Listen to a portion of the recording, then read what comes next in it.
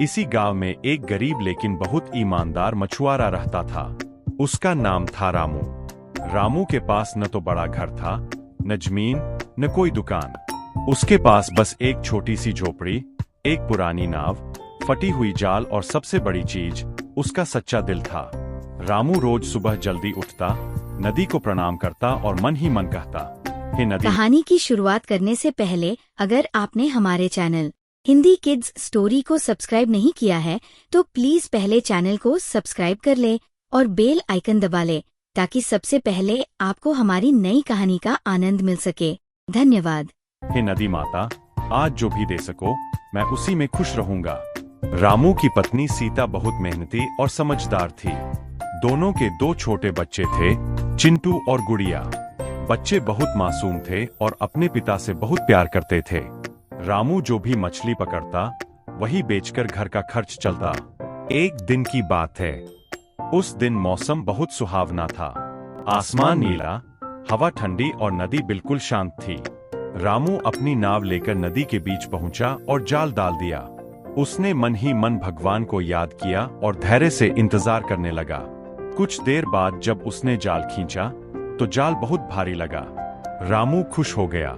उसने सोचा, आज तो बहुत मछलियां मिली होंगी, लेकिन जैसे ही उसने जाल बाहर निकाला वह हैरान रह गया।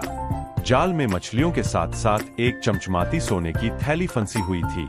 थैली इतनी चमकदार थी कि रामू की आंखें चौंधिया गईं। उसने थैली खोली तो देखा उसमें सोने के सिक्के, हीरे और कीमती गहने भरे थे।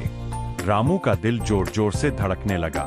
उसने अगर आपको हमारी कहानी अच्छी लग रही है तो कृपया वीडियो को लाइक करें, हमारे चैनल हिंदी किड्स स्टोरी को सब्सक्राइब करें और कमेंट करके आप हमें बता सकते हैं कि आपको कैसी कहानी पसंद है। धन्यवाद। उसने पहली बार इतनी दौलत देखी थी। पल भर के लिए उसके मन में विचार आया, अगर मैं इसे रख लूं तो मेरे बच्चों को कभी भूखा नहीं सोना पड़ेगा। लेकिन अगले ही पल उसे अपनी माँ की सीख याद आ गई, बेटा, जो चीज तुम्हारी नहीं है उसे हाथ लगाना भी पाप है। रामू ने थैली बंद की और बोला, यह धन मेरा नहीं है, किसी न किसी का खोया हुआ होगा।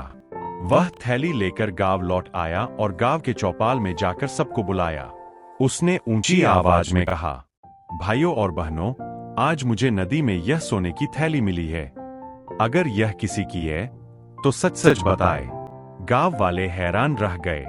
कुछ लोग लालच में आ गए और झूठ बोलने लगे, लेकिन रामू उनसे सवाल पूछता और सच्चाई पकड़ लेता। उसी समय एक बूढ़ा आदमी कांपते हुए आगे आया। उसकी आंखों में आंसू थे। उसने कहा, बेटा, यह थैली मेरी है। मैं व्यापारी हूँ। कल नाव से जाते समय यह नदी में गिर गई थी। रामू ने उससे थैली की पहचान पूछी। बूढ़े ने सब कुछ सही सी बता दिया। तब रामू ने खुशी खुशी थैली उसे लौटा दी।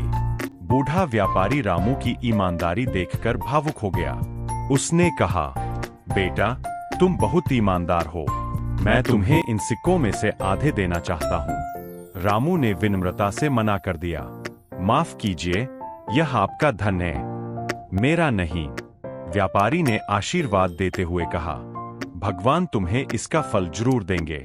कुछ तो दिनों बच्चों, आपको हमारी कहानी कैसी लगी?